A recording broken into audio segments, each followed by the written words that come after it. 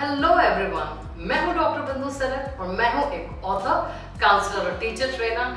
Welcome back to my YouTube channel carry on with doctor Bindu Sailat हमेशा। आज के video में मैं बात करने जा रही हूं उन पेरेंट्स से जिनके बच्चे बोर्ड एग्जाम्स दे रहे हैं। बोर्ड एग्जाम्स क्योंकि शुरू हो चुके हैं, तो मैं ये भी जानती हूँ कि आपका रोल कितना क्रूशियल है और आपको इस समय कितना फिक्र हो रही होगी अपने बच्चों की कि आप कैसे उनको हेल्प कर सकें और उनको सपोर्ट कर सकें इस टाइम पे। तो यहाँ पे आज मैं बात करने जा रही हूँ ऐसी 6 चीज़ों की, ऐसी 6 प्रैक्टिसेस की जो कि पेरेंट्स आपको इस टाइम पे अवॉइड करना चाहिए अगर आप अपने बच्चों को इस समय सपोर्ट करना चाहते हैं और उनके स्ट्रेस को और बढ़ाना नहीं चाहते हैं। तो चलिए जानते हैं कि ये कौन सी हैं 6 प्रैक्टिसेस। तो पेरेंट्स, जो पहली प्रैक्टिस है वो ये है और उसको ये कहते हैं कि डोंट बी एंग्शियस। ये तो मानी हुई बात है कि आप एंजाइटी तो है ही अंदर से, पर एक चीज समझ लीजिए कि अगर आपको अपने बच्चों को काम डाउन करना है, रिलैक्स्ड करना है, तो my dear parents, you will have to work on your anxiety. क्योंकि ऊपर से भले आप काफी काम अपीयर हो रहा है, you not showing that anxiety, but अंदर से अगर आपके अंदर हो रहा है, यू फीलिंग वेरी इनसिक्योर, कैसे होएगा, क्या होएगा, कितना how much my child is going to score, you know, I hope we are going to reach on time, I don't know what is she going to do or he going to do। तो believe me, चाहे ऊपर से आप कितना भी काम हो, लेकिन अंदर अगर ये सारी डायलॉग्स और ये सारी चीजें चल रही हैं आपके, तो ये sure shot है, this is definitely going to add more anxiety to your children because आपके बॉडी लैंग्वेज से ये जो है आपके बच्चों तक पास हो जाने वाली है एंजाइटी। तो इसका बहुत ज्यादा ध्यान रखना है that you have to work on yourself and take control of your anxieties। तो जो दूसरी प्रैक्टिस है वो ये है कि हमें जो घर का एनवायरनमेंट है ना, वहाँ पे कर्फ्यू लाइक सिचुएशन नहीं क्रिएट कर देनी है। That we do it unknowingly, that every time when our children are in the hearing vicinity, हर बार जब हम ये कहेंगे धीरे बोलो, बोर्ड्स चल रहे हैं, धीरे बोलो, धीरे बोलो, आवाज नहीं करो, या फिर आप बाहर जाना बंद कर दें, अपना जो नॉर्मल काम है और सब कुछ सारे हर वक्त unknowingly, या no, obviously it is unknowingly because you don't want to add that kind of stress। आप सोच रहे हैं कि ये environment ऐसा आप क्रिएट कर रहे हैं तो you are helping your child। No, कई बार तो ऐसा होता है कि पेरेंट्स सैबैटिकल लेके, क्योंकि बोर्ड्स है तो सैबैटिकल लेके घर में बैठ जाते हैं, then they are hovering around the children, खा लो पी लो, कितना पढ़ लिया। तो होता क्या है कि जब बार बार वो हमारे बच्चे सुनते हैं ना, या अब आप कह रहे हैं कि नहीं बिल्कुल धीरे से बात करो, या फोन पे भी अगर आप अपने फ्रेंड से बात कर रहे हैं, तो all the time you just talking about boards. तो जितनी बार हमारे बच्चे सुनते हैं ना, बोर्ड्स है, धीरे बात करो, बोर्ड्स है, ये नहीं करो, बोर्ड्स है, वो नहीं करो, तो अननोइंगली आप बिलीव नहीं कर सकते कि हम न चाहते हुए भी जो हो रहा है ना, वो ये है कि we are adding more of stress and pressure to them. तो इसलिए घर का एनवायरनमेंट जितना हो सके उतना नॉर्मल रखें। Don't create curfew like situations. It's just like any other exam. Boards, what are boards? Teachers भी वही होते हैं, पेपर्स भी होते हैं, करेक्शंस भी नॉर्मल टीचर्स ही तो करते हैं जो होम एग्जाम्स को करेक्ट करते हैं। तो boards are nothing, they are all here in our minds. Unknowingly वो एनवायरनमेंट ऐसा क्रिएट हो जाता है। अदरवाइज है क्या boards? They are just like any other passing exam. तो हम जितना भी नॉर्मल खुद को रख सके और होम एनवायरनमेंट को जितना नॉर्मल रखेंगे ना, believe me, it is going to be helpful to your children, very very helpful. But curfew वाली सिचुएशंस बिल्कुल मत करिए। जो तीसरी बात है डियर पेरेंट्स ध्यान रखने वाली और जो हमें अवॉइड करना है, वो है we don't as a family we do not have to get into arguments and conflicts during the time when our children are writing their board exams। क्योंकि क्या होता है कि जब हम आपस में there is conflict and there are we are screaming and shouting।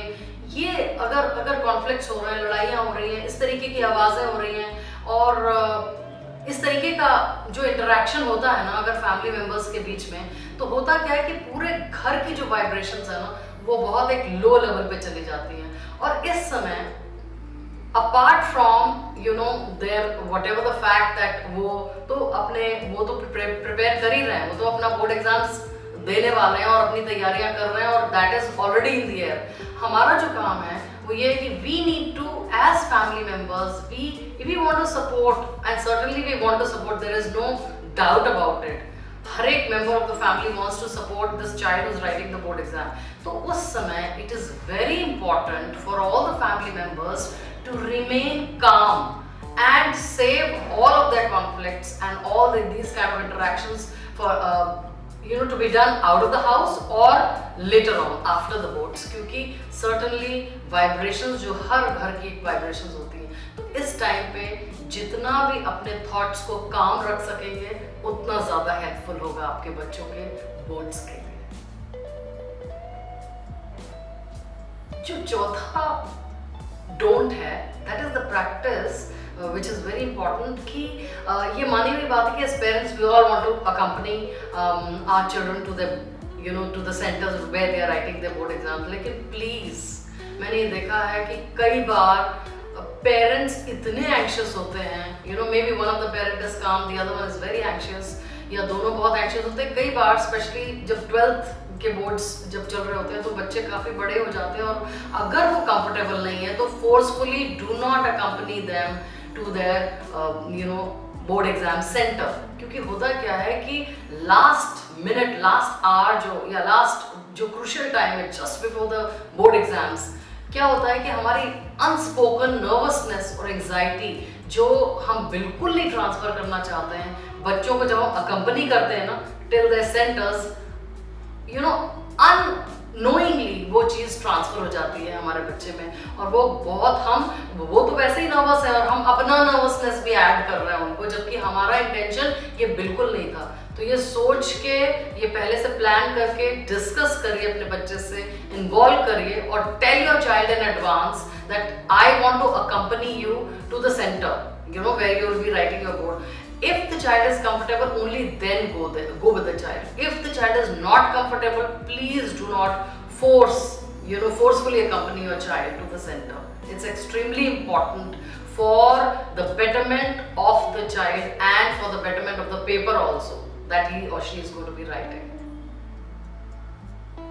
So dear parents, जो fifth जो हमारी practice है, which is a strict don't, is that don't hang around the examination center. Suppose you've accompanied your children, and don't hang around outside the examination center after your children have gone inside the center and they are about to begin their exam. आप बाहर खड़े होके, क्योंकि बाहर मैंने देखा है batches में, ग्रुप्स में पेरेंट्स वेट कर रहे होते हैं, they are constantly discussing and talking to each other and unknowingly वो इतना ज़्यादा पैनिक की सिचुएशन में रहते हैं या फिर एंजाइटी बहुत रहती है।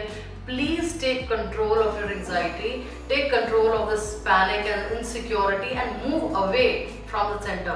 You're not helping your children at all. आपकी सारी के सारी vibrations जो है ना आपके बच्चों तक पहुंच रही हैं। So it's better to stay, move out of the center. Don't keep hanging around there. अब वहाँ से हट जाइए. Engage yourself meaningfully. You can just go, divert your mind, go for shopping, go or do meditation, go back to work.